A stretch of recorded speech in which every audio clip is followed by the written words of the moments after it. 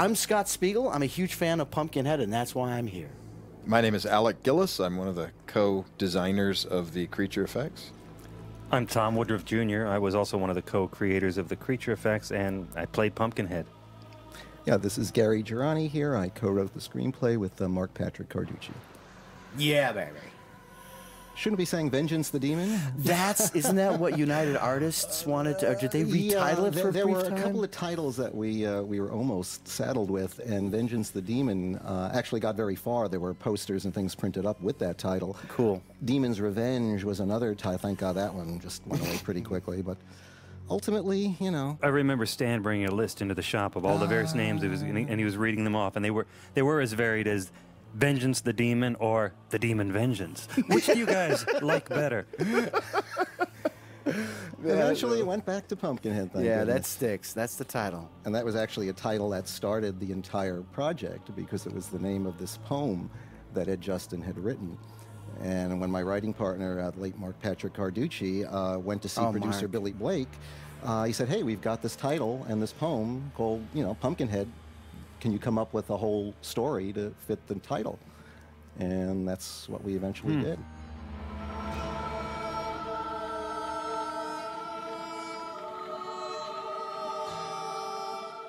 So this was not a spec script? No. It was a pre-existing poem with a cool name, Pumpkinhead. As a matter of fact, one of the producers, Richard Wyman, indeed wrote a script called Pumpkinhead based on the title. Hey, all right. Look at that. That's the generosity of Stan Winston right there. There you go. Right? Just way too many credits up front, but we loved him for that. Oh, absolutely. Anderson House, remember him? Christine Larson, yeah. Justin, when was this poem originally written? I don't know exactly when the poem was written. Ironically, I knew Ed Justin because he was in the licensing field, and I had met him at one point. But really, they just liked the name Pumpkinhead. By the way, let me just burst in. Hey. My name was supposed to be on the story for obvious reasons, but I was squeezed out at the last moment, and at least I'm on the screenplay. There you are. Okay, welcome to Hollywood. No, but Ed Justin had this poem, and the reason the whole project happened is because of the name Pumpkinhead, which is why it was so ironic when they eventually said, let's change the name. Perfect. Yeah, exactly. Typical. Love that. I know. Oh, Stan, baby. Yeah, man. did a brilliant job. Directorial on this film. debut. Yeah. Absolutely. We were very excited having come off of Aliens with Stan, and now it was his chance. Yeah, he had directed Second Unit on Aliens, and that's kind of what got him this. I always thought the mom was great casting because she looks so much like Lance, doesn't she? Similar, similar facial structure. Absolutely. Yeah. Good point. No, Very good excellent. point. And this character actor, God, this guy's been in everything. Yeah, I even mentioning Oh, this. yeah, what we're saying. I wrote the TV movie version of Vampirella based on the comic book, and he played a key role in that. So we're saying, oh, my God, we're together again. Okay. Oh, man. Yeah, between that, he's just done so much commercial work. But yeah, we're saying in RoboCop, he was the drug dealer on that's that. right. Yeah, exactly right. See, this lighting, I'm a fan of just this whole thing. Boyan Bazelli, what was he from? Fabulous. Was he from Poland? Is that where Boyan's from? Or Hungary or something? Yeah, I forget. But he was from one of those cool Eastern European countries Exactly. where everybody was saying, this guy can light an entire scene with a 60-watt light bulb. And it really gave it a nice look at the classical romantic feeling of lighting here. Look at that bone structure on her. Yeah, she looks like she really could be related to Lance. Do you know why most cinematographers don't smoke? Because it takes them 3 hours to light it. I'm sorry. All right, we had to get that in industry there. joke. Okay. But no, this lighting is just this whole thing, this mood. Well, what It's we were just- going for when Mark and I even wrote it, we grew up loving like the classic Mario Bava horror movies like Black Sunday and Black Sabbath. And as you can see, this is partaking of something of that flavor. Like I said, what they called it a dark fairy tale, which Exactly. is really what we were going for. I like that close up of her too. There. Yeah, that little startled really nice. moment. Yeah, exactly. Yeah.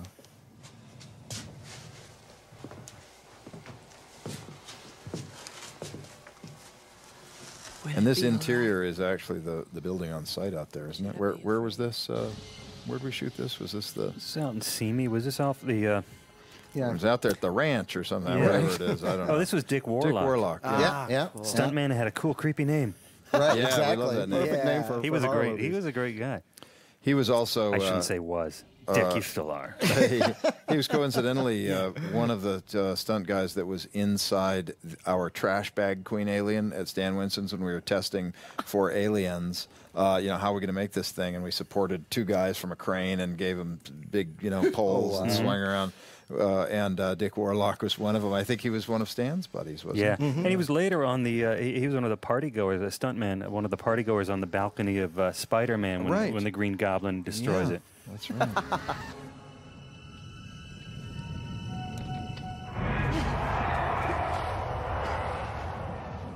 Oh, we have a Pumpkinhead foot here, don't we? Do we have a foot? You get a quick glimpse of the creature twisting its head very, very fast. And then, of course, the silhouette, you know, which you'll be seeing coming out. Tom! Please open the door! He's a good actor, too. Tom, open up, please! It's after me, Tom, it's gonna get me! God in heaven, Tom. Tom, hurry, We can't just sit here. We have to, Ellie. please, Tom, It has nothing to do with us. What kind of a... Of course, this sets up the mythology of what a Pumpkinhead does.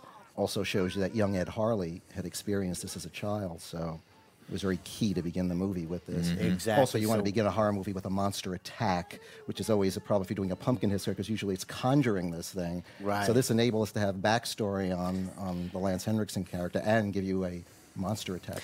But you bring up a good point, too, the fact that it had some mythology and some backstory. That's why this thing has much more depth than a slasher movie or a monster movie where there is no backstory.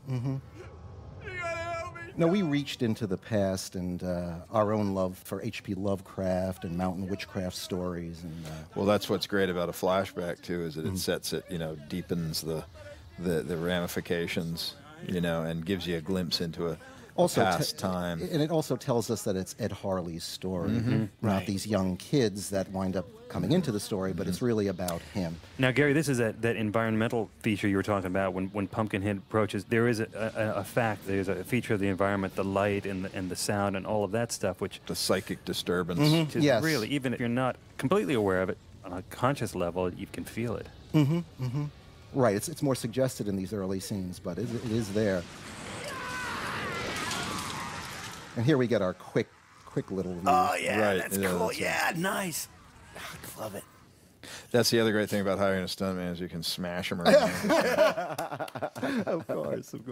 And this is just so evocative. This meant a lot to us. This is awesome. And the kids look, too. It's very Spielbergy. Bergian. I'm making up a word. And then this nice transition here. This was interesting because Lance was so into this, and he came to us and he said, sorry, but this was also in reverse. You know, you're not aware of the flames because originally it was shot in a wide, and they would crank in on Lance, and Stan turned it around. Fantastic. And I also, just a little note, I love when they say the present. Whenever they use dates, it drives me crazy. Yeah. Just see we're watching it. Because that's all you really needed to know. Thank you. And this kid, the acting in this, too, I have to say. This little boy was wonderful. Is so above par. And this scene that's coming up where he washes the hands, you know. Excellent. Yeah. Look at how ripped Lance is. The guy's always got like 3% body fat. But what's very subtle that a lot of people don't know is he's wearing 2 fake teeth. We made 2 fake teeth for Lance because he said, I just need something to hook me into the rural guy. I don't want it to be a caricature. I just want him to look like he hasn't been to a dentist. So if you see that, that's a Lance Henriksen. Oh, I didn't even know that. That's pretty cool. Well, and of course, Lance off of Aliens, too. I mean, it was kind of it's just well, what's funny thing dawning on me. Yeah, this is a nice scene between father and son. Oh, It's kind of establishes. This kid is awesome, too. Yeah. Was some of this ad-libbed, Gary? Was some of this dialogue ad-libbed? Yeah, some of this was. I'm pretty sure. The little bit about the grandma and some of that was and then it works very, very well. Get the privilege of washing the breakfast dishes. Get out of town.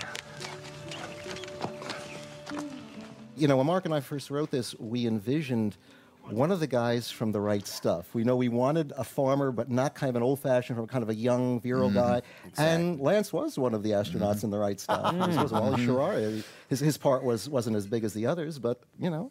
But any of those guys, Ed Harris, they all would have been fine for Ed Harley. Exactly. Right. Not at the table, Billy. But it's awful hungry, Daddy. Put it in the bowl. Another bit of trivia: the dog in this is the dog's real name is Mushroom. I was just mentioning to the guys was also the dog from Gremlins a few years earlier. Oh, that's great. This dog has a really nice horror movie I didn't pedigree. know that. That's awesome. Exactly. I reckon.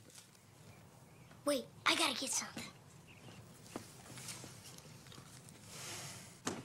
Daddy, Hold on. I made you a present. You did? Lance is so natural, so good. Well, and I love the quiet when the kids show up and they're loud and obnoxious. And Yeah, it all of a sudden breaks into a different it's- world completely. Exactly. This, of course, is significant where the story eventually goes. This is something special. But you know that figure that that kid made, the head's kind of a little too big. It's not really very well sculpted. It's not that good. That's probably people more, think but it's that's good, but realistic, it's not though. that good. I mean, that's exactly, you know. I mean, he's a kid after all. Well, Right, there you sure, go. yeah, That's but he'd right. never work for us. That's all I'm Well, that is a quote of the year. A yes and no kind of guy. That was a good line. So anyhow, he was very proud because he had this very clever son, and he knew that one day this son was going to grow up to be something very special. So, man. Oh, foreboding. Stan told me about that cut and how that cut becomes that launches us into the story. That actually Ed makes Harley. it and it's such a fairy nice, tale. subtle thing. Yeah. Right. It's a person telling a story. And originally, that cut led into a scene that was filmed and cut, which we were talking about, which introduces these young people at a diner. And Stan ultimately decided that it was better for the film to introduce them on the road, making it more of Ed Harley's story than their story. And even though we wrote that original scene, Mark and I agreed that was better for the movie. Yeah, absolutely. Sorry. Thank you, Klutz. John D'Aquino, who eventually wound up on the Sequest TV series and a bunch of other things. He was sort of our villain, but even our villain is not really a total villain. We just wanted to show that almost everybody feels guilty about something. And this guilt in all of these characters, the little boy who brings Lance to the witch winds up feeling guilty about that. You know, there's always that layered in with all the characters. And I think it gives it its legitimacy, so to speak. It's just not another by the numbers, Exactly. 1, 2, 3. I don't really, where you're cheering for the teenagers to get it. You know why? Because the Pumpkinhead creature itself is so one-dimensional. It's just there to do what it has to do, and all the other characters are real. They have their good and bad sides. Exactly. But what's great about that Pumpkinhead is that he is an aspect of Lance's character. A piece of him. Yeah, the dark side of him. So it isn't just a creature that has come from someplace and what the hell is this thing doing here? It is the character, and then when you get to the end of the movie, it's boy is it ever the character. Oh yeah. I want to take a picture of this. Hey, these people can get pretty weird, Trace. We heard a story a couple years ago about a guy who killed his wife and ate her just to get rid of the evidence. Yeah. Another key influence for us when we were writing this was Deliverance, and I think that does come through in the movie, the Deliverance flavor. Yeah. It's also cool that you're referencing movies that, Foot Stew and all that kind of Ed Gein kind of stuff is. And this is not a slasher movie. No. You're referencing those, and I remember being so happy that we didn't work on a slasher movie. We worked on a classic horror movie with imagination and characters. Yeah. Yeah, and all of us kind of felt that way. I mean, I don't think Stan would have done this if it had just been another slasher film. Well, this falls into the category of Halloween. It's like if you're a father and you want to, at some point, introduce your kids to the horror movies, it's not going to be, You know something, right? This is a very nice one to introduce When a kid to. Halloween even has that supernatural kind of thing flowing through, even though it's essentially a slasher film, but it's got heart and it's suspenseful and scary without being offensive. And the father and son relationship, a dad can watch this with his little boy or little girl, and they can relate on some level. Even though it'll be kind of sad what happens, they're involved, they get into it. Absolutely.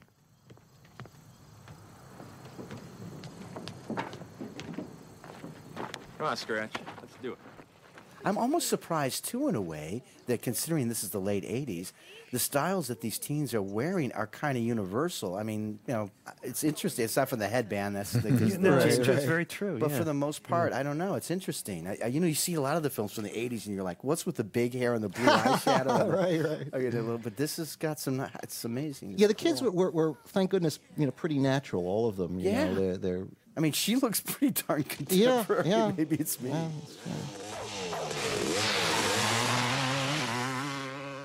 I'd say the casting across the board was really good. Yeah, really it good. really It was was. really spot on. You've got that Jeff East, who was the young Clark Kent in the original Superman film, the '78 version. Right. Should And he got preface. to use his real voice in this film, unlike that. Where Christopher Reeve dubbed his voice in those scenes. I didn't know that. Yeah, I didn't even know that myself until recently. Somebody pointed it out. This guy was really good, too. You youngins, you stay put now. Every time I see this film, it gets better and better. I'm not sure what that means. I just love it. Maybe that's just me. Camera, stupid.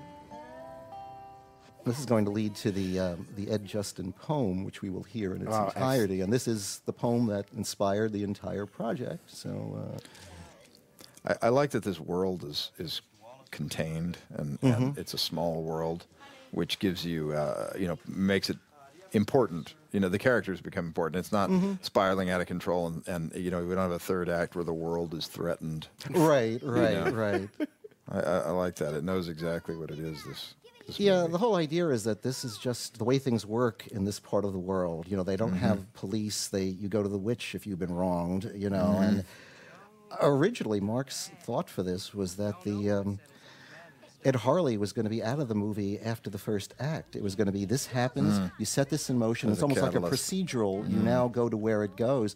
At some point, I remember we just said, "Hey, he's the most interesting character. The whole thing's got to be about him." Yeah. Good move. Good move. Yeah. But it was interesting getting into that because there was something, powerful about it just being procedural. This is the way this whole world works, almost like Law and Order. First you see the crime, then you see where it goes. But ultimately, this was the right approach. I remember seeing this with my buddy Boaz Yakin in Westwood. You guys had a Oh, my huge God, screening. It must have yeah. been '88 or '89. Oh God, boy, oh boy. And it was a heck of a screening, man. That was fun. Yeah, and now here's the Ed Justin poem, by the Yeah. way. Stop it! Stop it! I mean, we've got him pretty scared. Pumpkin head. Right. One last pumpkin head thrown in there. Get in the truck. Come on. Yeah, I should also mention that this film was originally produced by Dino De Laurentiis' company, DEG, as was Near Dark, another Lance Henriksen film. And DEG went out of business literally like 3 weeks or 4 weeks before this film was to open on the Halloween of, I guess, the year before it did open. And the original posters of DEG were already in the theaters. Everything was set up, and then they go out of business, and everything is in limbo. And it took 6 months or whatever it did for MGM UA to pick up the film and then relaunch it a year later. Unfortunately, in the interim, people said, boy, that movie had good buzz. Why didn't it come out? I guess it wasn't good after all or something. So that kind of hurt the movie. Well, look, Yeah. Alex De Benedette, your executive producer, did Evil Dead 2 also. Oh, right. And so, no, absolutely. Evil Dead 2 was a DEG film, but because it was unrated, we had to create this other Rosebud kind of releasing corporation, I guess. Oh, right. Okay. Gotta admit, he's pretty good. He's a jerk. Well, I don't know. Maybe things would have turned out differently if the film had opened the year earlier. Maybe, Definitely. Who knows? Yeah, no, Evil Dead 2 Careers got an rise okay and fall release. based on, acts of fate like that, unfortunately. Mind things, okay? I gotta fetch something up at the house, Yes, sir, Daddy. and then we take us a little ride. You have to encourage him. Maggie, he's my brother. A little bit of obvious exposition there, but that's okay. It's always important to put your helmets on too, so that the stuntman can take over from that point. Absolutely. Very No, convenient. No, Very believe me. I think originally in the scoring here, they had more, rock and roll kind of music or something, which they toned down, I believe. Oh, so it doesn't date it. Yeah, and also that just seemed to be a little cheesier, I love it. I mean, I'm telling you, I'm fascinated with movies that are. This is one of the rare movies, particularly in the '80s, that just seems almost timeless. Well, we like to think that, this happened during the period of Aliens and Terminators, like the James Cameron flavor and all of that. You guys went organic. And yeah, well, we kind of thought we were doing a horror movie that fit into that sci-fi category in a way, that had the same realistic, gritty flavor, but at the same time a really nice sense of fantasy when it has to go in that direction. Here comes our little boy. We made a little dummy of this kid that could be just slammed into with a motorcycle. But I don't think we ever used it, did we, Tom? I think it was in the truck, just wrapped up in a blanket. But yeah, it was just a little gruesome. too much to show. Yeah. No, it's a heartbreaking scene in my opinion. Yeah, and Stan, I believe, goes to slow-mo here and there. And oh, that kid, get out of there. Yeah. There's the whole sense when an accident is happening, that time is like shifted in your mind. Jesus. And all of a sudden, this becomes like a serious grown-up movie. This could have been a film that had no monster or supernatural in it, just the ramifications of what happened. Excellent point, Gary. Yeah, man. Exactly. Well, it could fall into a Macon County line or one of those kind of like, revenge thrillers. Exactly, and down south, yeah, or but this is when all the teen kids who just came in for laughs, actually everything got quiet and they started to really get into it, because this is filmed very realistically. And this is great too. Nobody really knows what to do here. It's it seems perfect. completely It's realistic. The way it would be in real life. It's not orchestrated to any real storytelling event. It's just natural. It's one more level that gives this film that much more power. They'll fry me. You gotta help me, Scratch. Call an ambulance. Hurry! So pleasing to meet. The dramatic meets the special effects, all in a happy. And you have the gritty, seamless, dusty, real world, and then in a little while we will have like a graveyard that looks like it's like a dark fairy tale. And I'm buying every bit of it. I'm totally. It's a combination that works. Extremely well told story there. Where the fuck is he going? Forget Joel. Forget. Fuck. Well, I knew the movie was working when my parents suddenly started paying attention at this point, and they generally don't like horror movies, so I knew it was kind of hitting. Just give me its somebody stride. to care about, please. Yeah, the death of a kid is a real way to. We turn had it a both movie ways. on, He's not quite dead yet, so he'll be playing this really wonderful final death scene with his father. Yeah. Stay with the kid. I'll stay with them. Go. It's okay, Maggie. At one point, as we were creating the story, like I said, this goes way back, we were also thinking maybe the kid, is hurt this way, but he survives and eventually connects with the monster in the conclusion in some kind. Then we said, that's too much, go Son of Frankenstein, No, let's kill the kid and really just make it as edgy as possible. Was that an actual location or a set that you guys built? The Coca-Cola, the shack, his place of business. I don't even know, to be Anyway, honest. I'll have to ask Stan about that. It does say leaving hope on it, which I always thought was interesting. I like that. It's like, this guy is doomed, man. It's a Faust story, so he's screwed.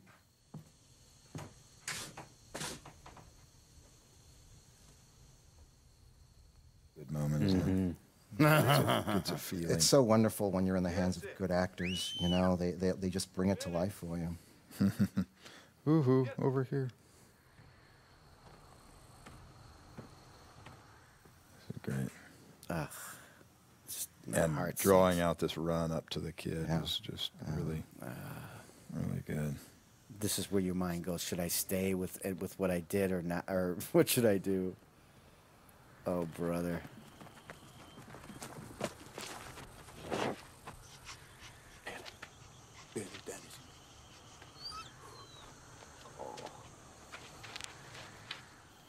Yeah, even Mushroom was a good actor. Yeah, that's a great scene. Yeah, I love this. Is a nice touch. Gosh. Yeah. He's so instinctive, isn't no he, music. Lance? It's perfect, real. To clean the glasses off. Exactly. Way more. This is just too hard to watch. Nobody saw him. It was an accident. But can I help? Oh, that always. Yeah. We know you got trouble now. The teeth, that was perfect. I love those teeth. That was the best. This was a beautiful shot, too. This crane shot, whatever he's got here. It's almost, I hate to say it, nowadays it seems like, they'd be out of there if you redid this. They wouldn't even be hanging around. Like, what, it's terrible for me to say. And interesting, well, yes Not and really, no. not really, but you know what I mean. It's just, Yeah, you tend to think that way, but then you think about 9/11 and how people came in and risked their lives after that happened. No, my you brother know. actually just Yeah. saved somebody in a car wreck Yeah, back in you Michigan. know, So Wow, good for the you. car was about to blow up. And There's a humanity inside people when something tragic or an emergency happens. I think that does come out. At least I'd like to think that anyway. And from here on in, the tension just won't let up. This was the Topanga Canyon location, right? And this was the cabin from Halloween. I remember being told. I believe so. I didn't know. I And didn't we had realize also, that. a couple of years before that, I worked on Friday the 13th, Part 4, and we were the first ones to kill Jason right in that living room. Oh, Hey, all God, right. that's right. That is cool. Yeah. So this living room has quite an interesting horror history. I'm Yeah. gonna say. We had a guy come crashing through that window, and yeah. Oh, it's a great place. It's incredibly cinematic. Perfect. We're driving to the nearest. You're not going anywhere. Hey! Hey, what's up, man? Please. Joel was in another accident a couple months ago, and a girl was... And we always wanted them to start to argue with each other, you know, the way in real life that's what would happen. Someone wanted to do one thing and other wanted to do another thing. I'm just a big fan of the way it's lit, too. Everything, Oh, yeah. Everything. Joel. Just give me the keys, all right? We named Joel after the director Joel Bender, who we had just worked with. And Yeah. Joel drove us crazy, so this was our revenge. Yeah, I The just found out Demon's my Revenge. neighbor worked on The Immortalizer. Well, there you And I'm just like, it's so interesting. I'm like, I And remember- Joel's a wonderful director, a very good friend. Oh, absolutely. I went to that screening, too, I think. It was Yeah, off okay. on La Brea there There you back in go. the day. When Yeah. you and Mark. It was years later that we told Joel that we named the villain after him, and he was very flattered by that. I would be.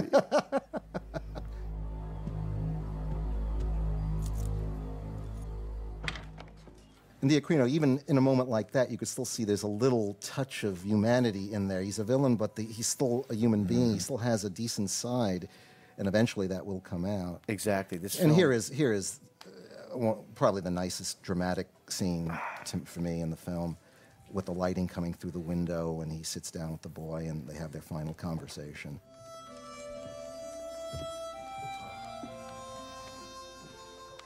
And again, Lance just really, really rising to the occasion here.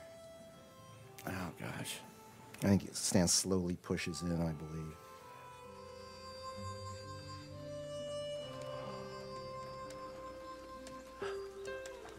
Once upon a time, there was this old man. And he had this very, very special son. Yeah, baby. At least they had that final moment together. At least we gave them that.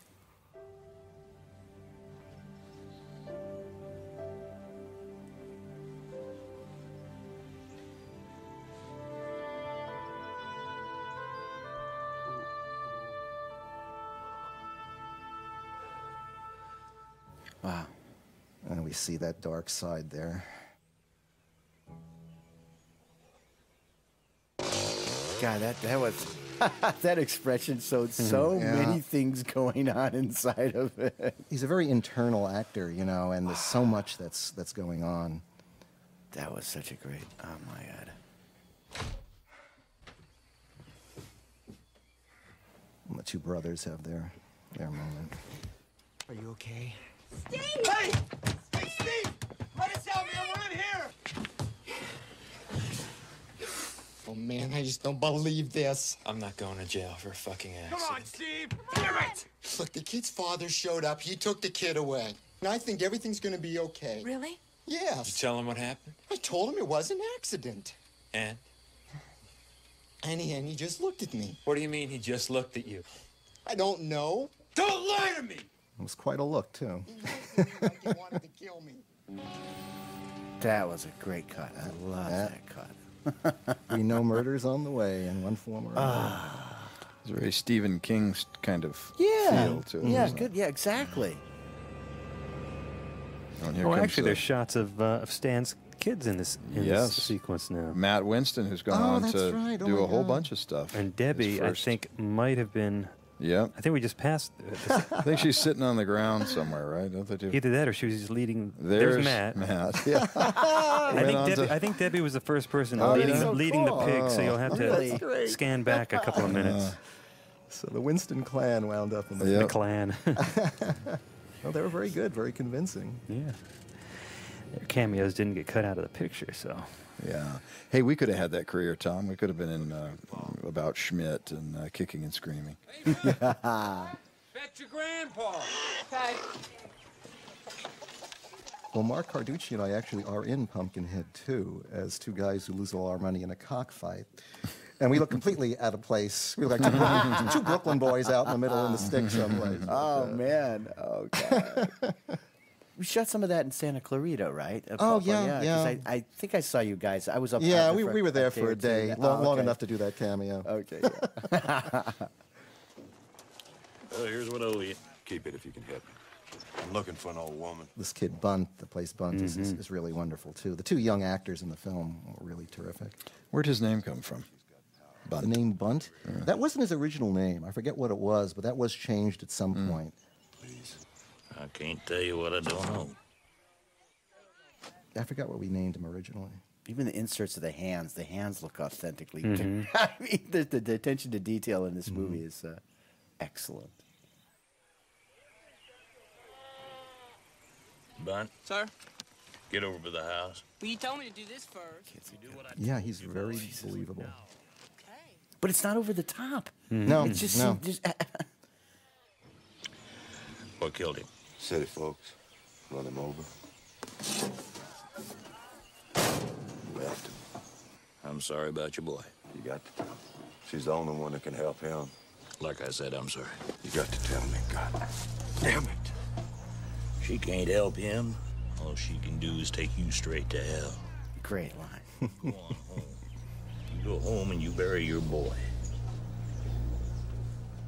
It's funny, you can put lines like that in the mouths of characters of this sort, you know, and even Haggis's lines like, now it begins, and all that stuff, which would sound melodramatic and corny in another context, but as a dark fairy tale, as I've been saying, and people who come from this world, it fits, you know. You have a great commitment from all your actors. Nobody's walking through this. You know? Exactly. It's Yeah, we were lucky in almost every way creatively on this project. I mean, I've said that many times.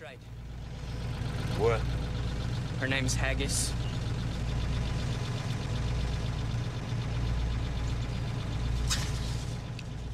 Look at the face on that. She's Yeah, just got I mean, such great just incredible. expression. Get him back. Oh, no way. You got I don't think we all fully appreciated what we had on this movie. You know? Interesting. Later, you go through a lot of different movies, and you know we've worked on a lot of them. But Well, we were bouncing off some movies like, you know, we had done Terminator and Aliens and Predator. Few and minor you just, films. And you just assume, well, this is the way it's done, and somebody's got the magic down to a science. And you go right into this, and then you walk away from this, and it's few and far between that you get all the elements to line up and work. Yeah, we're very proud to be, you know, even though our film was much more of a low-budget film than the others you've mentioned, we were still sort of in that cycle because of Stan and a lot of the people involved in the film. well, there's a tremendous amount of passion from Stan and us guys at his studio to prove something and to really create something that hadn't quite been seen. We were going to take tricks that we'd learned from this movie or that movie, but it was a great opportunity for us young guys. You know, Stan gave us more authority on the film in terms of design than we'd ever had before. And then when you show up on set and you got this, you know, Cynthia Charette's, this is just great. You know, I don't think any of us expected, because what was this, a $2.5 million movie? That low budget. Yeah, it was absurd when you think of it from today's So we're standards. thinking, oh, okay, they'll just, you know, it'll be an apartment in Van Nuys, but look at this, it's you know, And right again, out of this Pirates is- of the Caribbean. But that's just it. And the attention to detail. I mean, that's usually the first thing you lose on a no-budget movie, obviously, or low budget. It's just... Every department head, everybody really was out to create something special, you know. And that's shown that's Look at this. What a great shot. Jeez. I mean, it's like, you know, the cinematographer's work just kind of, you know, hitting you between That's the eyes. Just classic elements. Yeah. Reminds me of that Fagin has an olive. Right. I mean, this is the creepy version. Exactly. That was more it's almost a reacting creature to what's going on. And I love this first shot of Haggis. You reveal her from the back, and because she's all backlit, she just looks like her the neck head, looks the so skull, frail and right. You see the scrawny. hair, but you see the shape of the head. And this is just. And this is Shane Mahan's makeup that was really. I mean, he put a lot. He loved doing this. He's just total horror, gothic horror guy. And he did a great job. I think it rivals Dick Smith's Little Big Man. And right, there is a connection there, I'd say. You know, the thing that we did, I helped him I love this apply shot. this. Yeah, isn't that gorgeous? You see the shape of beautiful the head. Thin wig, yeah. I helped Shane apply this, and we had put some KY on it to moisten it up. But 5 seconds sitting in front of that big fire just continually dry it out. Yeah. But in a way, it's cool because it makes her more leathery. You know, right? It added to the character. I was mentioning earlier that originally Haggis was conceived as being a little bit more normal, someone who could seduce you, who you think is a nice person, and then underneath it, you know, she's got all that evil. But then the decision was made just to go full-blown with the classic witch icon. Yeah. Tarantulas, you can never go wrong with those, in my opinion. I think that comes from you know, Stan wanting to just say, "This is the world. This is our entry to this other world. We gotta really start opening up the movie here and heading it towards the fantastic." There's also an interesting moment here where she's saying, "Say it." Say it. Say it.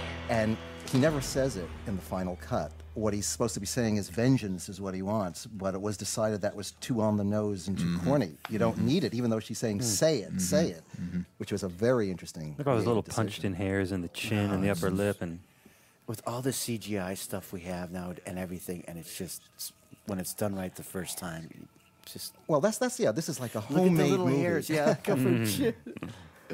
Almost like the people who live in this kind of world, everything would be homemade. If you're a farmer, you use everything 2 or 3 times. Well, this whole movie has that nice homemade feeling. Yeah. This is pre-computer age, and that's to the film's benefit. There's an old graveyard way back deep in them woods. It reminds me of the witch model from Aurora. It's got all the accoutrements. Listen, we all came from that same background. But it's like Bama-esque. Yeah.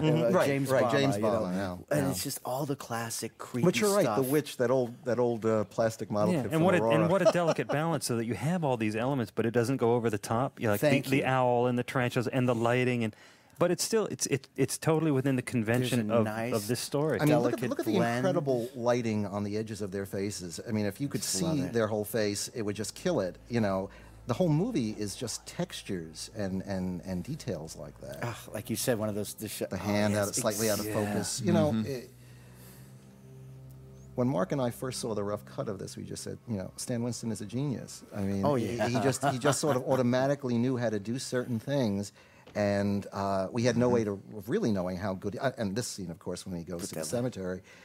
Like I say, we were in this Deliverance real world, and now we go to this cemetery, and we're suddenly in Maria Bava territory, where it's mists and you know, branches and very unearthly. When I was doing location scouting in Louisiana, I thought about this movie often. In the bayous and on, you know what I mean? Okay. I got a bit. Yeah, we have a few little sting moments like nice little bits. But for your guy who's really turning out to be, you know, he's turning out to be your, like, okay, this guy's, he wants his vengeance, so he's not really a nice guy at this point. But you fear for him because you care. Yes, we already can relate to him. Beautiful skull. This pumpkin patch thing is kind of what drove a lot of the design thought behind the creature. There was myself and Tom and John Rosengrant, Shane Mahan, and Shannon Shea over at Stan's. We're all sketching and designing and coming up with ideas. And when Stan first came to us with this Pumpkinhead, we hadn't even read the script, and he kind of pitched it and described it to us. So we're all like, well, I don't know, what does he want? Does he literally want a jack-o'-lantern head or what?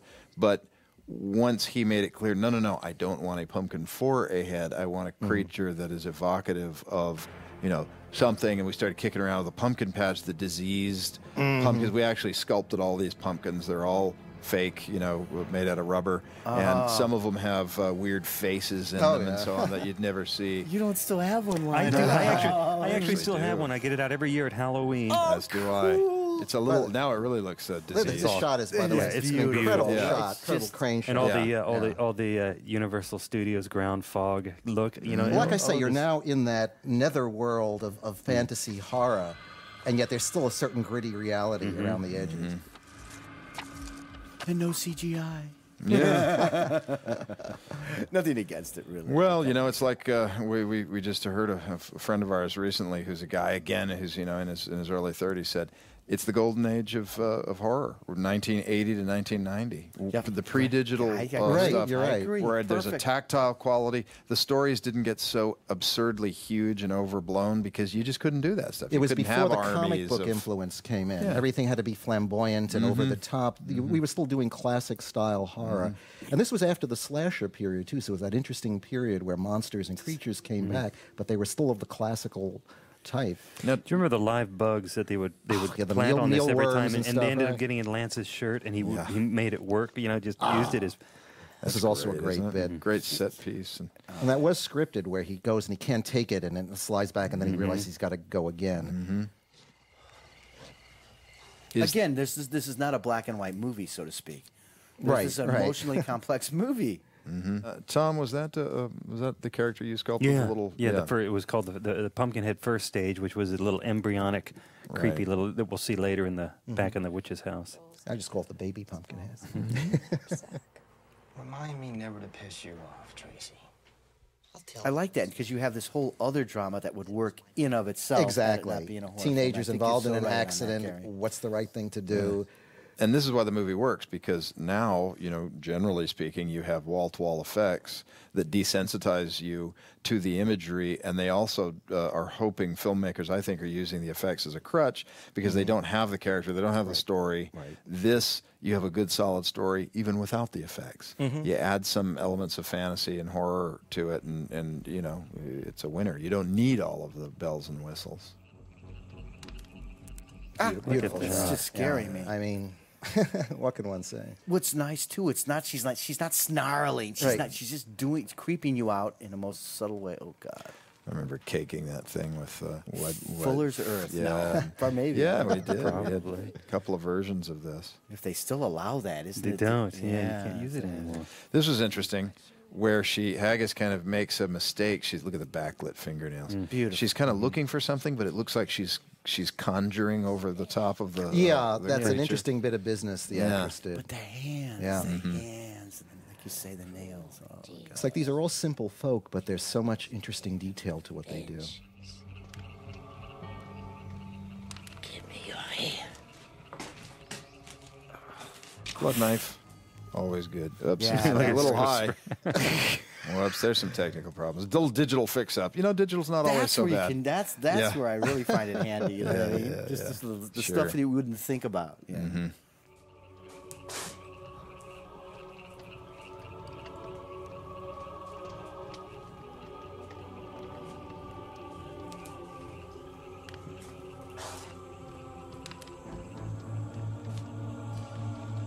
Here's where she's looking for something, but it's like, what is she? Yeah, See that? Look at that. Yeah. It's just Really totally nice. like the actress didn't know where the thing, and it was great. It was fantastic. Exactly. Because she did it with such such, afterwards she said, such "Do we need to grace, do like that someone again?" from another No, time, yeah.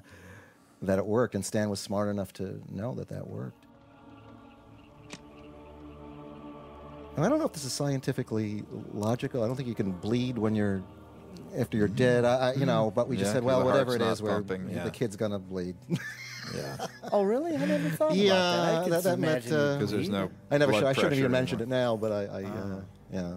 Well, at this point, we would encourage people not to turn the movie off, Right. even though there was a dead body pumping blood. Yeah, right.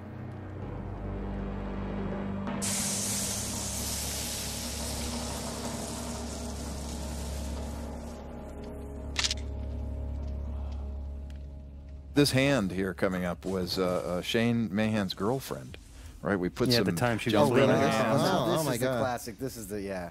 And you realize today, all this time later, it's so hard to get people to understand how Simple you can bladder. piece simple things together like this and make a very effective thing.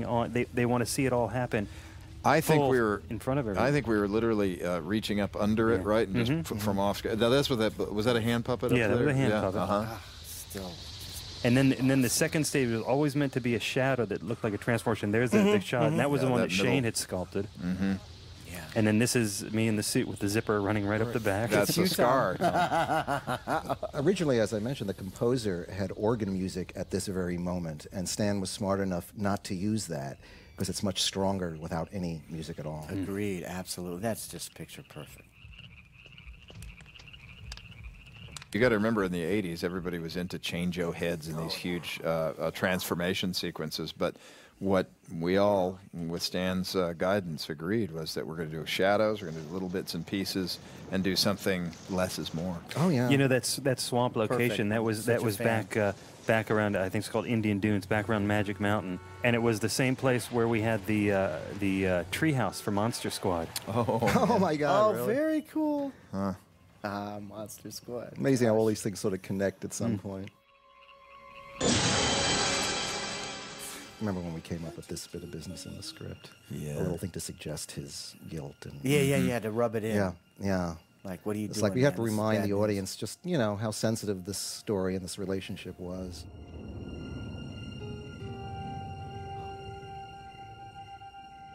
But again, I love conjuring something up that you just can't put back into the bottle. You know, Right. you're like, you know what, dude? Well, underneath it all, it's the Faust story. Oh, this is if you'll listen closely. Right, enough. right, Like, right, you will hear exactly. Pumpkinhead speak here. You hear his voice going, Aggie. So play it back without the commentary and listen. Pumpkinhead speaks. Wow. That gets by like half the fans. Including me. Yeah, exactly. Now you're going to have to go back and check that out. That's Oh, now is this the first? It was coming up because it's been a while since I've seen it, but there's a point where we see Pumpkinhead quickly pass by the window. behind Yeah, it. that does come fairly soon here. You see the whole body going That's past right. the window. Yeah. They killed our boy, Lynn, honey. Now they're gonna pay. There's a brilliant moment with the editing here coming up where the first real close-up of the Pumpkinhead face is such an ultra close-up. Again, you're not quite sure what you're looking at, and it's reacting to something one of the characters is saying. Really well done. You'll see in a few minutes.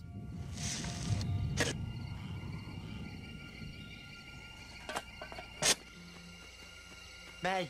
In this scene, and it will build to this super close-up, but just listen to this.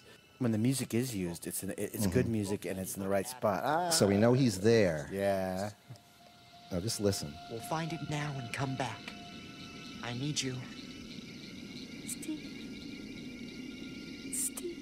Yeah.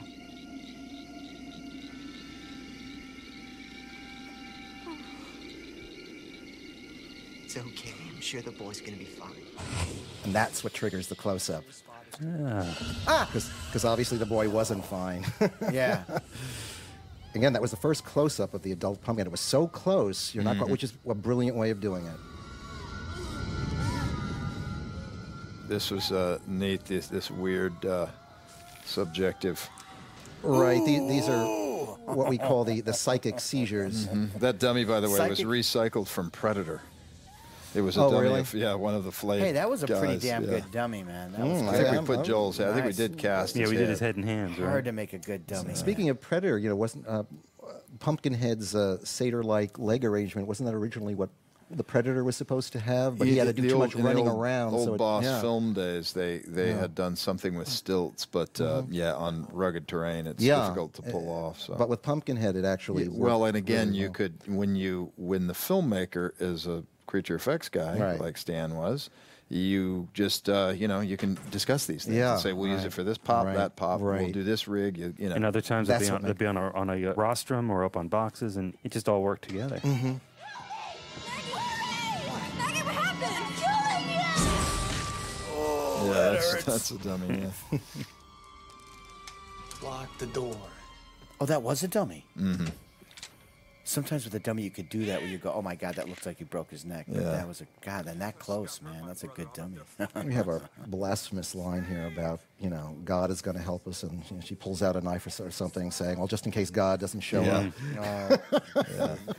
Sounds like exactly something I would say. Be okay, Steve. Be okay. We're gonna find you.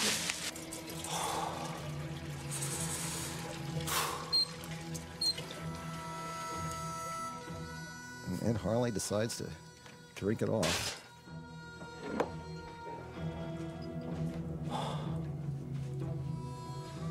And we worked with him on Alien versus Predator in whatever 2004 was it, Tom?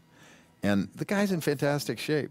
Yeah, he's just in fantastic shape. They should be okay, right? I mean, they took the gun and everything. God is the only thing that can stop what's out there, Kim. This is where that. Oh, yeah, watching the window. Yeah, Pumpkinhead just walks across. Yeah, that's so good. You got the little whip of the tail at the end. That's a very daring shot. Yeah, and it is, actually, when Stan started talking about it, we're like, "What? But it Full gives- body this early? Well, it's going to be through a window." And it happens on the camera gives you move, and you're goosebumps. watching her, and it totally I works. literally got goosebumps. No joke. That's a good one. That's a really creepy. It sometimes gets a laugh, but the right kind of laugh. It's like, whoa. Yeah, it's more of a laugh reaction. And even this, which, some people, was that intestines or whatever, but it was just, the thing he had on his head. Oh, right. It's a band. But it's so bloody, right, that you think for a moment, what did Pumpkinhead do to this guy? Jesus. Joel! You all right? There was something at the window. What about Steve? We couldn't find him. What are we gonna do? I don't know. We've got to get the hell out of here. We're not going anywhere without Steve. It's a nice sense of chaos with the quick editing, which is very good. Now we have this first real good look at Pumpkinhead here, don't we? Mm-hmm. That was great, and the strobe light effect was a great. That's not a dummy.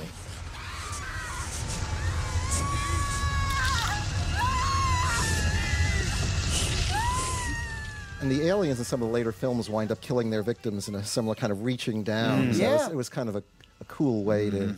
Yeah, we had a pair of mechanical hands that could be operated, cables about 8 feet long or so.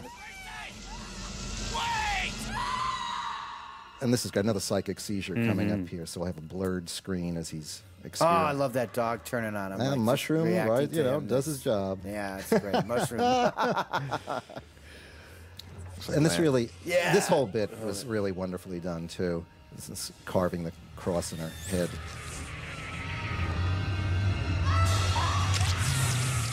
Yeah, so that's about That's what awesome. 4 guys controlling all that stuff. Oh, it's beautiful.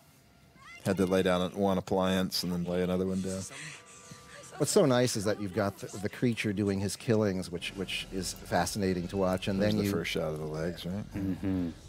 A little grin there. And then you would cut to Lance going through his conniptions, which are interesting visually too. So you couldn't lose either way. Exactly. Right. That's very scary makeup. I mean, that creeps me out. That looks almost too true to life. I believe this is now like the face at the window routine, where it pushes the face in through the glass. Which again, if the movie was made today, the whole glass window would explode and it would be big and CG and everything else.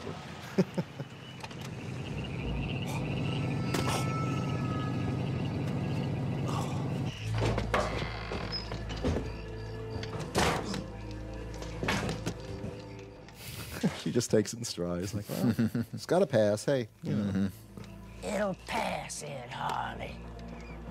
Let it finish. No, you gotta stop it. This line was added coming up here, where he says, "It's wrong. I see it now." We had to reinforce that. I see it.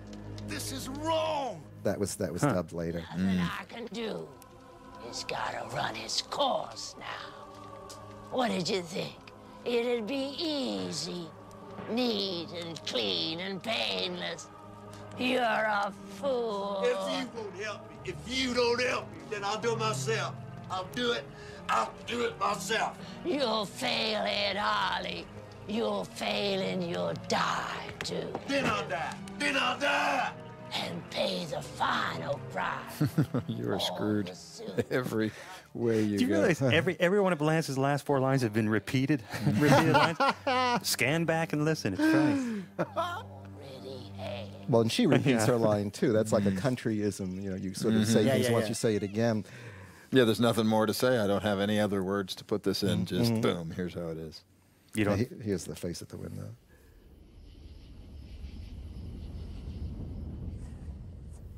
I like her look. She's scaring me with that look. The slowness of the camera move scares me. You know, it because just right now builds your to this focus is on the knife, right? You think that's what she's looking at, and then this just and it's just pure sadism. The creature is just, you know, doing this to freak them out.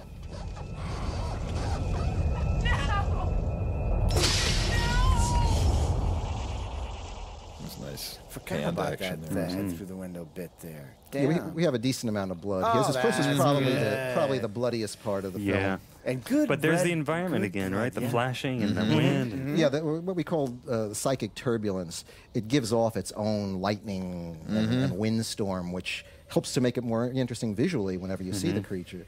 Get that friggin' knife, dude.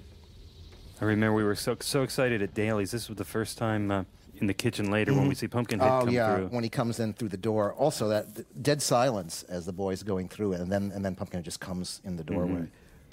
I'm the one you want! Remember these dailies were endless. I don't know how many takes Stan did of this, but that guy's throat was raw. Yeah, which helps. And it was literally that one, right? Yeah.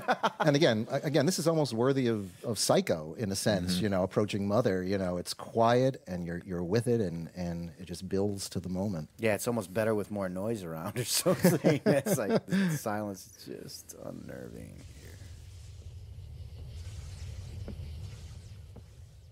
Ah! Yeah. And look how tall he is. That was This is the first fun. real Cool good look that you appearance. have. Yeah, and the size of him and everything. Oh, what are you going to do? Reverse shot there. That was a really good shot. I mean, you couldn't ask for anything better on that. And the hands on the suit actually didn't move. We had posable fingers, but the fingers themselves couldn't move. We had the insert hands that could. Really? But we were always in between takes repositioning the fingers, and so that the cumulative impression is that they're moving. Which does come across. Come on, man. Yeah, come on, man. Tracy, come on! Cam! Cam! God, I love that. That's when he's up in the tree. Remember this. That's so cool. Like a Cheshire I think there was cat. there a stuntman? Was that yeah, you? it was telling the not stuntman? me. No way. Now, come on. That's I so went high up- up You on went it. up there in the cherry maker to gonna help vomit. load the stuntman into the That tree. sucked. I wouldn't even do that. Nice shot. She's right on the boulder. As I Yeah, remember. I know. He picked the right tree. Well, or, that's That's pumpkin. We gotta move, man. Come on! If this movie were made today, then you'd cut to a shot of the tree and a CG pumpkin would just slither away really quickly, which would be kind of cool, you know. But hey, this is nice the way it is.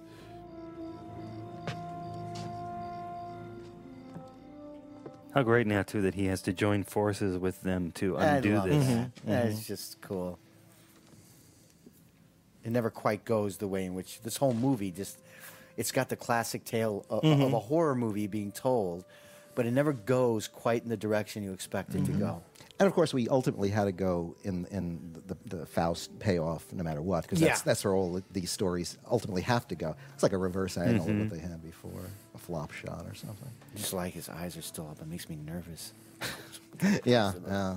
You know what's cool too is that it's daring enough to have a moral to the story.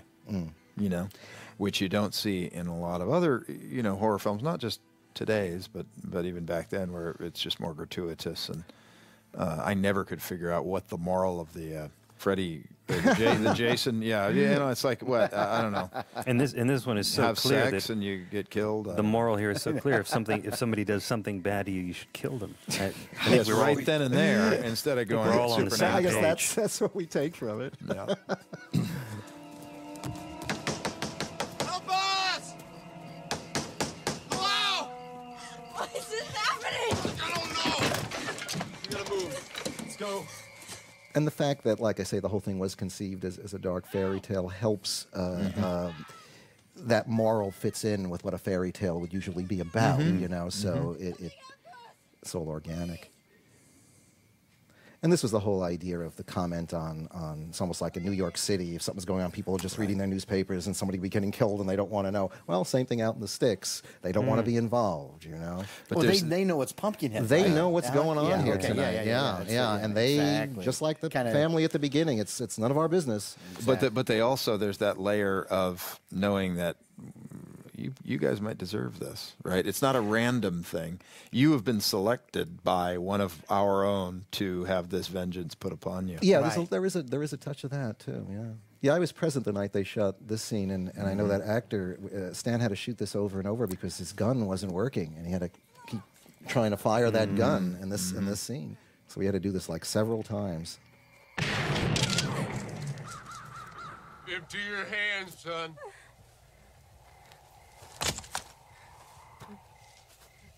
Get away from here. Go on, get. Look, mister. We got something chasing us. Nothing like dark lighting like that, you know. Love it. Yeah. Please. Get off my land. And this will build to the moment where you see him on top of the hill, really for the first time, very clear for enough time that you can see what the whole creature looks like. And that was the first time we actually did the full-on head-to-toe body walking, hanging by a single cable. Right. There's a somewhat closer shots, a little grainier, but then they go back to the master. Right. Eventually. Tom, I have to say you did a great job here with your body posture, as always. You know how to work the shapes of the suit to help get the most expressiveness out of it. And willing to take hits, bullet hits. I remember this was just so much fun. This whole setup, the jerk cable and all. And it was great how you reacted, arms out. Amplifying the hit of the bullet, Mark and I used to talk about this like this is like a backwoods Terminator, in that's what Pumpkinhead does. Like the Terminator, he just goes after what he has to go after. I remember Joel kicking me, like in the thinnest part of the suit. Oh God! all those reverse grab shots work so well. Yep. Here was the Rambo-esque shot when he grabs the gun and looks a little more like a Pumpkinhead is packing here. All right. Yeah, that's what we thought was cool. Like, I now have a gun. I'm a scary supernatural monster. That was a shish kebab moment, ultimately. This is a very memorable gag. We love this one. Weren't we talking? We were joking at the time that he should have aimed the rifle and shot right through Joel.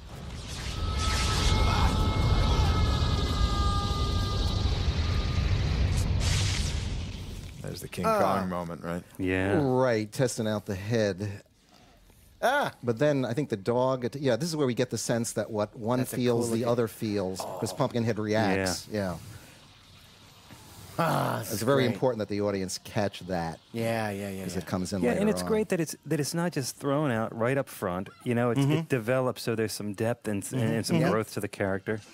I don't know, but whatever it is, it's not gonna get us. Do you hear me? It's not gonna get us. There must be someone here that can help us. Not with those city accents. Yeah, right. Yeah, the clash of cultures, again, that came from Deliverance, too.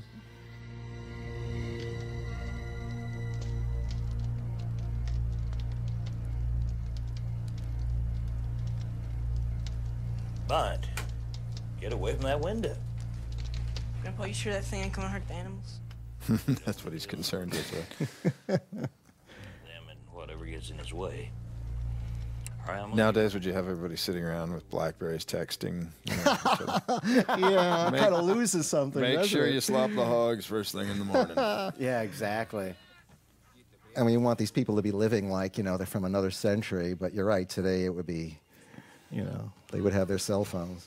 Yeah, but would they have reception? Nowadays you have to look for reasons to isolate people, right? Yeah. So that you've got the psychic turbulence that could screw with your cell phone, right? Exactly. No, exactly. Or they're just areas that you just don't get any reception. So, it still exists, but it's going to become an increasing challenge for horror writers to isolate people, It's true. Jump through more hoops. It's also, the classical world is left behind more and more, and the films themselves have too much of a shiny tech look to them. That's the problem. which is part of the reason why this is a great. I didn't realize that that the point of view was shifted to Lance, because it is his story. But how great is that? How unique does it make this movie that it is the story of a father who's a middle-aged guy, not about the the sex crazy drinking teens, which was a big deal in the earlier part of that decade, in the 70s and in the early 80s, and we really wanted to get past that. Certain things we couldn't avoid, the one by one and the fact that they are young people, but we hoped all these other textures would take over, and they did. Be careful. Of course I'm gonna be careful.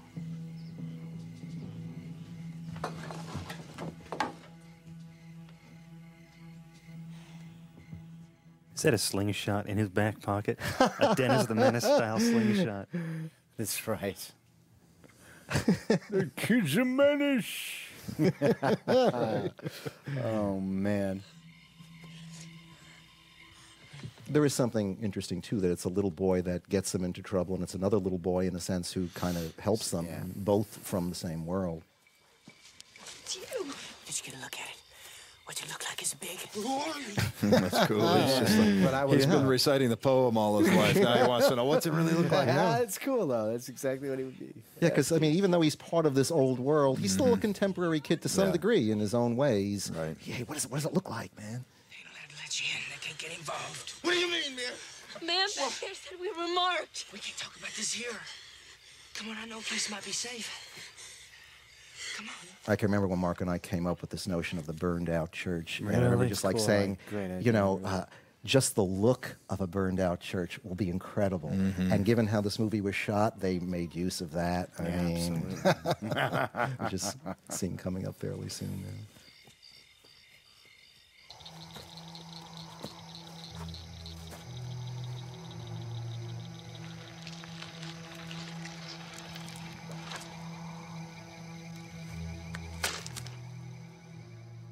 Why is Pumpkinhead so tall? Because he grew some. I'm sorry. Well, that's an old Forey Ackerman guy. Isn't it? I'm sure, of course, naturally. Sorry about that. How tall were you in that get-up there, Tom? Well, 6'2", and I think those extensions were, what do we figure, 18 inches? Oh, God. That's why it's hard to get one of the full-sized ones into my apartment. You It's think? not big enough. Here's Again,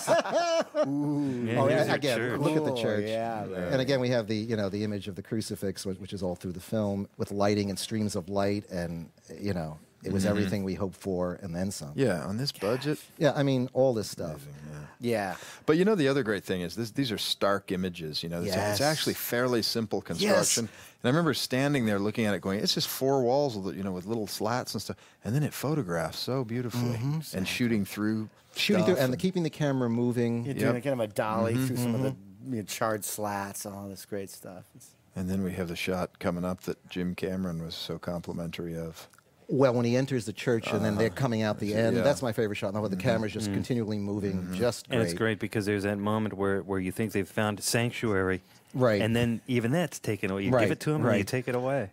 We wanted a place for them to be able to stop and get some of this interesting information out, and what better place than this, because it serves those other purposes. Well, another bit that we added here, it was a bit about where he's called Pumpkin because he comes from the pumpkin patch. Because everybody, again, as you mentioned earlier, was saying he should have a pumpkin on his head. What is this? So we had to explain why he's literally called it. I don't know if that did the job, but we tried. Well, look at the symbolism of the religious the safety that's destroyed. There is no safety in this story. There's you've got the symbol of God above you, but that ain't going to help you. You do get a sense when he comes in there that he's in hostile territory because he reacts in a disgusted way to the cross. But that was also great. He picks up the cross and smashes it. It's like those things of the vampire movies. It's exactly. And they crush you really don't know anything about vampires, do you? You think that. Yeah. Right. Exactly. No, when we shot this scene coming up where Pumpkinhead moves through the church and they run out the other end, I was walking on a big a rostrum, to put me up 18-inch high, just with my regular blue Nikes on because I couldn't really walk. Right. You didn't have the stilts for that. I know. We saw dailies the next day, and they didn't have the projector gate in place for the proper screen format, so we saw full frame. And there clearly are my sneakers. Your sneakers, and the right? I'm sure, right? That's what happens. Completely. Your friends, where are they now? They're dead. this moment like where he says he's here now, which is what triggers the cut to the pumpkin head in the doorway. Can you take us there? I think it's here now. Yeah. Just beautiful. I mean, look at that with the light coming through the cross opening and everything. It was just beautiful. A little touch of James Arness is the thing in the doorway, too. As horror fans, yeah. Yeah, he is sort of hesitating before he crosses the threshold. Yeah, it's like, all right. Look at that. Look at the proportions on the creature. And I was trying to do so much Harryhausen in this. Here's the shot. The shot we've been talking about started already, and then we go back. Look, as there he you can see comes the in. rostrum, right? Yeah. Oh, yeah, Oh, no, I'm yeah. sorry, that's Apple a- boxes. Right there's apple box. Apple boxes? But you're so But it looks caught like up. an old crate or something. That's Sure, thank you, I yeah. know. Boy, it's just I kissing mean, the look- bottom edges of that frame. Isn't it? Yeah, that's total Harryhausen performance there. Yeamer. Right. Yeah. 20 million miles. Without the strobing.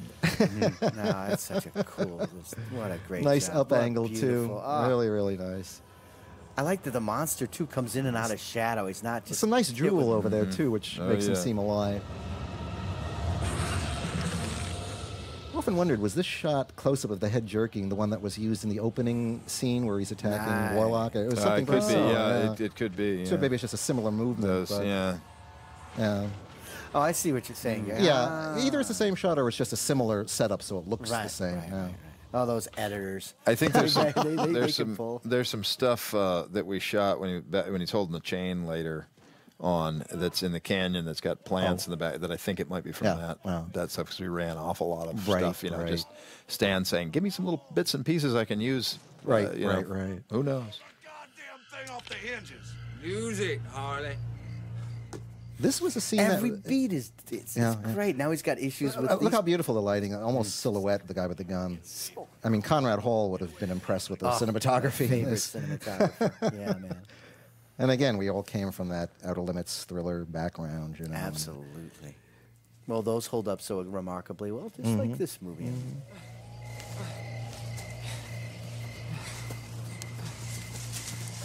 This way. Yeah, wasn't this supposed to come out in Halloween? Yeah, It was the DEG release of this was. Yeah, Alex de Benedetti talking about I that. forget if when United Artists put it out, if they released it during Halloween, but DEG certainly wanted to. Of course, you couldn't afford to show Pumpkinhead throwing cars around, but that would have been too much like Revenge of the Creature anyway. So it's just as well that it's left to your imagination.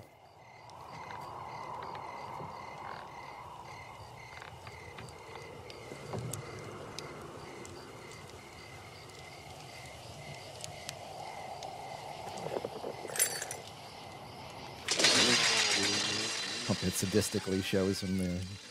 It's like, you're not going anywhere, kid.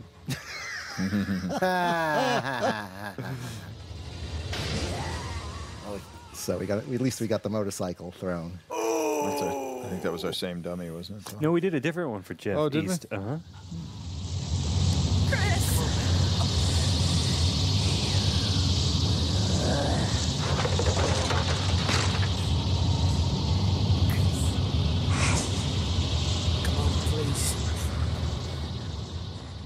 Shots of Pumpkin are usually very quick, and each one is carefully lit and thought out, unlike the sequels where he's just a guy running around in a rubber suit. It's always the challenge, that is, as much as we talk about the good old days, there's always a challenge in shooting guys in suits, Good one. Got to make sure that that the lighting's right. If you can obscure it a little bit, shoot through things. Like there's also a practical reason for that strobe lighting effect, aside from the psychic disturbance thing, is that it messes with the image. Exactly. Yeah. But it all contributes, I mean, it's the Absolutely, same. No matter what, if you have a digital creature, you put it outdoors, and it's the Jurassic Park thing. You're not inspiring fear.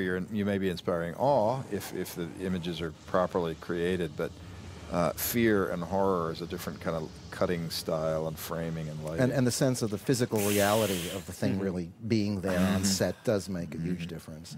Oh, that was very memorable. Sounds like a good one. That stops him dead. And then when he winds up dragging him, I remember that was a nice shot too coming up. Yeah. Yeah. Yeah, he's still alive. It's nice that he deals with these kids one at a time. He doesn't just kill them and quickly jump to the others. He sort of takes his time. Yeah, because he wants to use them. Each one has to pay the price. He wants to sadistically torment the others with the bodies of the ones he's just attacked, and he's got a whole. I keep hearing that, you know, her saying, "Run its course." You're like, oh man, that's. Ain't no get out of jail free card in this one. Nice little rack focus there. Thanks to you. Oh, yeah. I'm gonna go outside and talk to Mr. Harley. It's usually where I go, no, don't go outside, you know, but. It's a much more complex movie. Actually, it leads to her nice, big, dramatic, you know, conversation with Lance, which is kind of dramatically what you do want to have. Because they really haven't spoken about the accident directly yet. And that's what the whole movie really, you know, hinges on.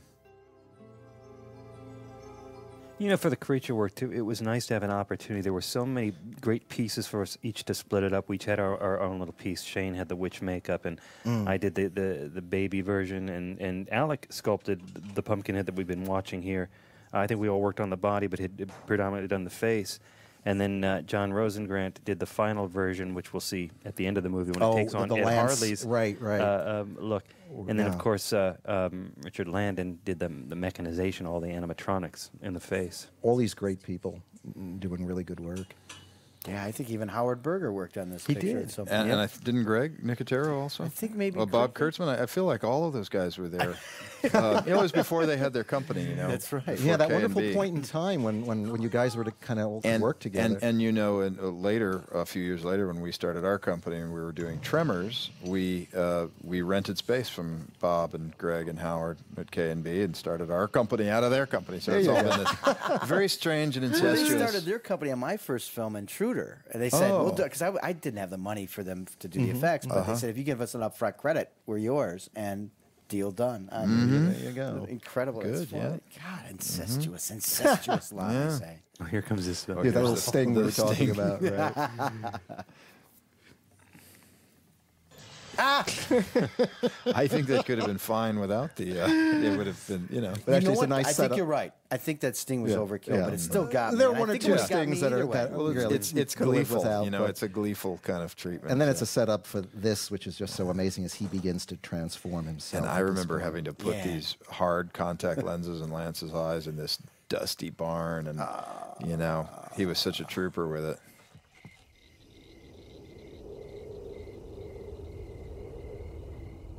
These shots of Pumpkinhead invading the house, which are a lot of up angles and silhouettes, are just beautiful. It's exactly, like I say, what they don't do in the sequels. I mean, as he's prowling around. Look at that. Look at I love that that shot. As Yeah, you know, Tom, it's I mean, so I'm carefully telling you, thought man, out. Just that monster. Yeah. I mean, it's evocative. Look for the eye holes in Pumpkin's head's neck. I was going to ask that question of where the hell were you looking out of, but I think we could have done a better job. Beautiful See shot. those holes there, breathing holes and all that. We've refined our technology since then. Look at that. That's great. That's I mean, so it's like a raptor, isn't it? yes. Yeah. He has to go Pre-wrap, almost before wrap. horizontal. And we're getting those Orson Welles ceilings too. So you got the whole deal. Love it. Yeah. It's like, nope, you're not the one I'm looking. Oh, this is God. Of course, people always ask me, you know, does he know the kid is in there and then comes in at the or did he just think of it at the last minute and come in? So was it more torment? It's a very Disney-esque shot with a dog. And here we go. Yes. That's right in your face. Tom, wasn't that? Am I? Look at those chin holes. You can see the eye holes there. And then you cut to this, which is just as amazing. You know, you're going, oh This my could be God. Yeah, she looks. Look at that. Yeah. Wasn't that a one-take thing, Tom? Yeah. When you hit, you just nailed that. Yeah, you did. Excellent.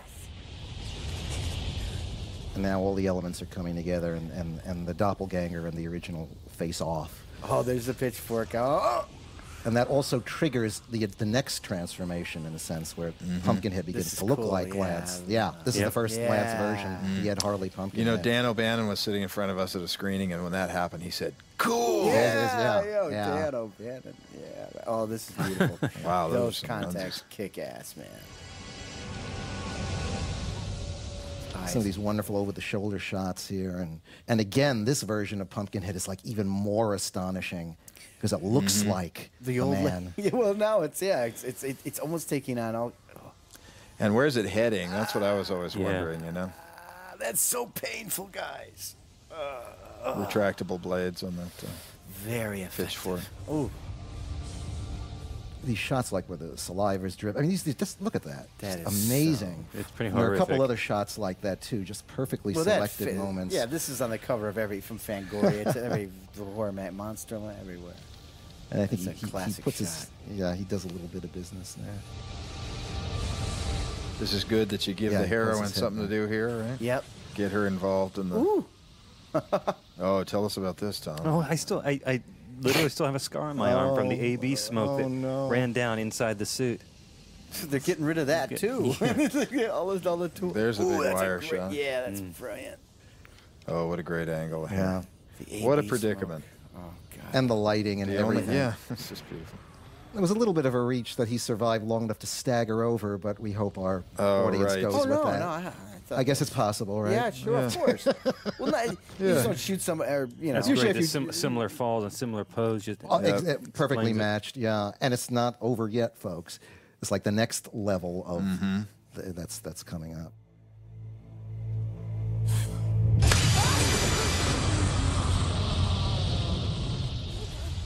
But it forces. Oh, did you see my sneakers in that? Oh, well, no, we didn't. Oh, You've boy. got to scan back. I'm pretty sure I just saw Really? them as I stand up with Bunt. Nah, it was just your imagination. Yikes. No, let's hope not. Did you see that shadow? It was great because you thought it was the. You What's didn't- so great here thought it is was the that monster's claw. I thought. she has to do the killing, and Pumpkinhead is happy about that. Mm-hmm. I mean, you do get a moment where you see the creature smiling. It's like, yeah. And I remember there was a decision made that Stan said, "Now we got to have the contact lenses again. He's got to look horrifying." There's the similarity in body Yeah, pose. the exact He's got to look position. horrifying in order to justify her motivating to kill him. Otherwise, she's killing a pathetic. sad Right, there is guy. that moment where he's acting very monsterish Right. just before she shoots him. Threatening, yeah. There was a cool look on Lance's face before he dropped, and when he was a monster, it reminded me of that witch in House on Haunted Hill in the original one. That scared everybody. You're right. You're I mean, right. one of the Well, that all-time was very. That scary was monster a frightening faces. moment in its day. Now yeah. watch it. I remember Jeff saying later that he was just supposed to stay in that position as the big long pole back, but that thing kept burning so hot. Pretty soon you'll see him. He'll start to drag himself away because the heat was just getting too intense on his legs. Didn't we make that thing out of something weird like paper mache? There was some like ultracal that's right. bones inside. That's right. So we had a layer that would burn away, hoping to see the bones of the creature. And then Stan cuts to a close-up of the burning creature, which was exactly what you needed. Yeah. And then this wonderful slow Which is dissolve nice to because the epilogue. it started with the flames. Yeah, He was- exactly. Yeah, look at that. And there's the. Oh, little then we made redo. I made a face appliance to put over top of that same embryo stage Oh. and the hair to make it's Lance going to his next step of his journey. That is just an excellent costume on her too. Just Costumer Leslie Ballard. Leslie Ballard, yeah. Leslie, yeah. Who was a Southern girl, so she probably has relatives who dressed. No, I'm kidding. I have relatives in the South. Oh, that's beautiful, And isn't it? the final, I the do final too. dark Half my moment in the family, yeah. story. Oh, is this the, is nice. We realize that Ed Harley will be the next Pumpkinhead. He's damned forever, and this is the proof of that.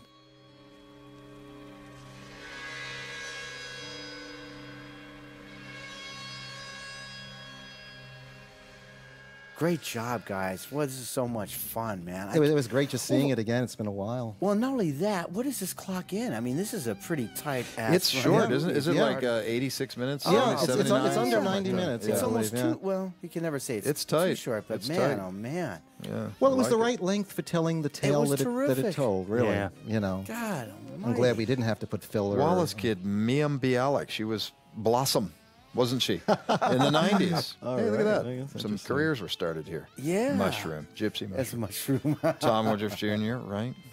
There you go. Yeah, baby. Yeah. So, Tom, what was it like working with Stan Winston as a director? Well, there's a lot to be said for our working relationship with Stan because it took a real step forward once he moved in to be the director on this and turned over the design of the creature to us, his crew that he had assembled over a few years. You couldn't beat the situation. We knew the game. We knew how to do the creature work. We knew exactly what was expected of us, and we knew that we had a director waiting for us on set that was going to be using everything exactly the way we planned. And like we were saying at one point, there's ways of putting these effects together that if you have a director that's on board with you, they can be very effective, and they can be very cost effective, but also very dramatically effective. And Stan was that guy. He was very intense on set. I think there's a lot of background footage of him, and he's not the Stan Winston goofing around and having a good time. He's 100% into everything that's happening on his set, and I think it shows in the movie. He also, with Stan's acting background, I think the thing that was really most impressive was him working with the actors, and every performance here is solid. You know, well cast, well directed, well acted, and you know, you kind of assume that if it's a Stan Winston movie, the creature effects are going to be solid. But we were just very happy to see how all those aspects, including the acting, came together. And I do recall seeing Stan screw around on set. It was its key moments. But maybe you were inside that suit all the time, Tom. You had those tiny eye holes in the neck. But he was just a real pleasure to work with. You guys, I'm really, having watched, you know, I'm an 80s horror freak, obviously.